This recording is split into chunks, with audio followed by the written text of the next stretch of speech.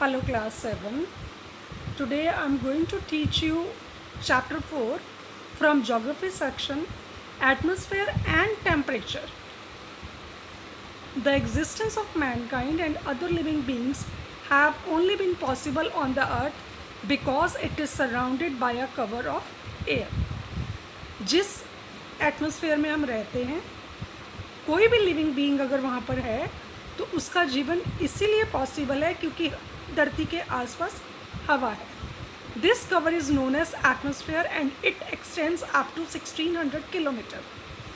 जिस धरती पर हम रहते हैं वहाँ पर जो एटमॉस्फेयर है वो हवा की वजह से है और ये हमारी धरती के आसपास 1600 किलोमीटर तक है इन हाइट, ऊंचाई तक, while 99% of the air is found at height of up to 32 kilometre only. और 99% जो हवा है वो सिर्फ 32 किलोमीटर की ऊंचाई तक ही मिलती है। This atmosphere interacting with lithosphere, जिसको कि हम लैंड कहते हैं, एंड हाइड्रोस्फेयर, जो कि पानी है, is responsible for creating and maintaining of plants and animal life on the earth. यही एटमॉस्फेयर है जो कि लैंड और पानी की वजह से हमारा जीवन है उसके लिए responsible. The elements of atmosphere, temperature, humidity, atmospheric pressure and winds affect the physical environment of the earth. धरती पर जो एटमॉस्फेयर के एलिमेंट्स हैं, तापमान है, ह्यूमिडिटी मतलब नमी है, तापमान का प्रेशर है और हवाएं, ये धरती की फिजिकल एनवायरनमेंट को प्रभावित करती हैं। Out of all the elements of the environment, atmosphere experiences maximum changes. Elements of atmosphere. अब एटमॉस्फेयर के क्या एलिमेंट्स हैं? एयर, टेम्परेचर, ह्यूमिडिटी में water content in the air, नमी, हवा में नमी मतलब कि हवा में छोटे छोटे पानी के कण जो होते हैं। एटमॉस्फेरिक प्रेशर मतलब कि हवा का क्या वेट है, क्या भार है हमारी धरती के ऊपर, etcetera are the elements of the atmosphere. Composition of atmosphere. अब एटमॉस्फेयर कैसे बना है? The atmosphere consists of gases, water vapours and dust particles. Atmosphere में कई तरह की गैसेस आती हैं, पानी के कण आते हैं और कई डस्ट, धूल के कण आते हैं। Heavier components like dust particles and water vapours are found only in the lower layers of the atmosphere. जो भारी कंपोनेंट्स हैं जैसे कि डस्ट है, धूल के कण हैं और वाष्पीकरण है, वो हमें धरती की निचली स्तर पर ही मिल जाते हैं। As we go higher in the atmosphere the density of gases goes on decreasing. जैसे जैसे हम एटमॉस्फेयर के ऊपर ऊंचाई की तरफ जाते हैं, इन गैसेस की जो घनत्व है वो कम होती चली जाती है। Nitrogen, oxygen and carbon dioxide constitute 99% of the atmosphere. हमारे एटमॉस्फेयर में गैसेज जो हैं 99% नाइट्रोजन, ऑक्सीजन और कार्बन डाइऑक्साइड है। All other gases account for less than 1%, और बाकी की जो गैसेज हैं वो 1% से भी कम है। The contents of water vapours and dust particles vary from place to place as determined by the degree of temperature. Water vapour और डस्ट पार्टिकल्स जो हैं वो हर जगह पर अलग अलग तरह से है वहाँ के तापमान के मुताबिक। A sample of pure dry air in the atmosphere contains gases in the following proportion. First one is nitrogen, जो कि हमारे एटमॉस्फेयर में 78.03% है। Nitrogen mostly circulates in the lower layers of the atmosphere and checks destruction of the plant life. Nitrogen जो कि पौधों के लिए बहुत ही ज़रूरी है, ये हमारे एटमॉस्फेयर के सबसे निचले हिस्से पर होती है और पौधों के जीवन को प्रभावित करती है। ऑक्सीजन जो कि हमारे एटमॉस्फेयर में 20.99% है, is the second important gas that supports animal and human life. ये जानवरों और इंसानों के लिए बहुत ही ज़रूरी है। Third one is carbon dioxide which is 0.03%, is the third important gas and is as essential for plant life as oxygen is for animal life. Carbon dioxide पौधों के लिए उतनी ही ज़रूरी है जितनी कि ऑक्सीजन हमारे लिए ज़रूरी है।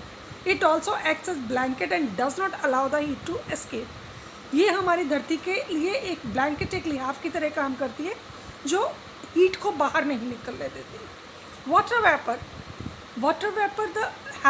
also have an important place in atmosphere. They help in change of climate. Water vapour जो है वो भी हमारे एटमॉस्फेयर के लिए बहुत ज़रूरी है क्योंकि ये तापमान को, ये मौसम को बदलने में हेल्प करते हैं। Pollution of air, every year millions of tons of substances are added to the atmosphere which are not natural components. हर हज़ारों मिलियन टन जो है, कई ऐसी चीज़ें हैं जो हमारे एटमॉस्फेयर में हर साल नेचुरल कंपोनेंट्स के अलावा ऐड हो जाती है। These foreign substances in the atmosphere are called air pollutants. और ऐसे जो substances हैं इनको हम air pollutants, जो हवा को गंदा करने वाले हैं, वो कहा जाता है। There are two kinds of air pollutants, solid and gaseous.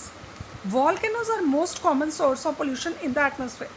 Volcanoes, जिसको हम ज्वार भाटा कहते हैं, वो सबसे बड़े pollutant है। Human activities also add large amount to solid pollutants to the air, particularly in cities. Smoke from the burning of fuels release carbon dioxide, carbon particles and other solids into the air. अगर आप शहरों की तरफ आते हैं तो कई प्रकार का धुआं जो है वो हमारे एटमॉस्फेयर को गंदा करता है। Industries release dust particles in the air on a large scale through various operations. Industry, हमारे उद्योग धंधे हैं, कई तरह के डस्ट पार्टिकल्स जो हैं वो हवा में फैलाते हैं। Asbestos is a dangerous form of solid pollution. Asbestos जो है एक बहुत ही खतरनाक तरह का पोल्यूशन है, जो कि हमारे सॉलिड पोल्यूशन है, जो कि हमारे एटमॉस्फेयर में फैल रहा है। One of the most dangerous sources of gases pollution is exhaust material of the automobiles. Automobiles मतलब हमारी जो गाड़ियाँ जो भी हम चलाते हैं, उनमें से कई तरह का ऐसा गैसियस धुआं निकलता है जो हमारे एटमॉस्फेयर को ख़राब करता है। It add carbon monoxide to the air in areas of heavy traffic and is very poisonous. और जिस एरिया में बहुत ज़्यादा ट्रैफिक होता है वहाँ पर ये कार्बन मोनोऑक्साइड जो है हमारे एटमॉस्फेयर में ऐड करता है। Nowadays we also talk about some combination of natural fog and smoke called as smog, which is a mixture of substances that cause serious health problems. आजकल के दिनों में हम एक नए वर्ड स्मोग का जिक्र करते हैं, जो कि एक धुंधनुमा होता है, और आपने भी कभी देखा होगा, जो कि कॉम्बिनेशन है नेचुरल फोग और स्मोक का। धुएं और नेचुरल फोग का कॉम्बिनेशन है जिसको हम स्मोक कहते हैं, which is a mixture of substances that cause serious health problem. ये कई तरह के पोल्यूटेंट मिक्सचर्स, सब्सटेंसेस का मिक्सचर होता है जो कि हमारी सेहत के लिए बहुत ख़तरनाक है। Low level ozone is an effect of air pollution. हमारे एटमॉस्फेयर में एक ओजोन की परत है जिसको प्रभावित कर रहा है, caused by heavy traffic and industry, particularly in the industrial areas where many people live and work. और ये ज़्यादातर भारी ट्रैफिक और इंडस्ट्रीज की वजह से होता है, जो कि लोगों के जीवन को और उनकी सेहत को बहुत ही प्रभावित करता है। Laws pass to control the sources of air pollutants, but we ourselves have to be aware in this regard to combat pollution of air. सरकार ने ऐसे कई नियम बनाए हैं जो कि हवा को गंदा करने से रोकने के लिए उन पर नज़र रखी जाती है। All these gases hold the suspended particles of dust, carbon, salt, pollen grains, but only in the lower layers of atmosphere. और ये जो गैसेज हैं उनमें कई तरह के आपको पार्टिकल्स मिलेंगे, जिनमें डस्ट है, कार्बन है, सॉल्ट, पॉलन ग्रेन्स है। ये सब हमारे एटमॉस्फेयर के निचले हिस्से में। Structure of atmosphere. In the previous decades, enormous knowledge has been collected regarding atmosphere by sending satellites in the space. हमने कई बार देखा है कि कई ऐसे सैटेलाइट्स भेजे गए हैं जो एटमॉस्फेयर से रिलेटेड कई ऐसे जो हैं जानकारियाँ इकट्ठी करते हैं। On the basis of this knowledge, atmosphere में be divided into following layers. First one is troposphere, second is stratosphere, third is mesosphere and thermosphere. Troposphere, the lowest layer of the atmosphere is called troposphere. Look at the table, जो सबसे नीचे है उसको हम troposphere कहते हैं। Atmosphere is oval in shape with average height of troposphere is 12 kilometre. हमारा जो एटमॉस्फेयर है वो ओवल शेप का है, एग शेप का है, और जिसकी हाइट जो है वो 12 किलोमीटर है। It is higher at the equator, that is 16 to 18 kilometre, and lower at the poles to 6 to 8 kilometre. Higher जो है वो इक्वेटर पे है और lower at poles. The entire weather phenomenon takes place only in this layer, that is rainfall, storms, clouds, typhoon etcetera. और जितनी भी बरसात होती है, बादल आप देखते हो, कई तूफान आते हैं, टाइफून आते हैं, ये सब इसी एरिया में आते हैं, मतलब कि ट्रोपोस्फेयर में ही आते हैं। The contents of water vapour are also high in this layer. इस लेयर में वाटर वेपर्स जो वाष्पीकरण है वो भी बहुत ज़्यादा होते हैं। As we go high up the temperature decreases. जैसे जैसे हम ऊपर की तरफ जाते हैं तापमान कम होता चला जाता है। The temperature decreases at the rate of 6 to 5 degree Celsius पर किलोमीटर।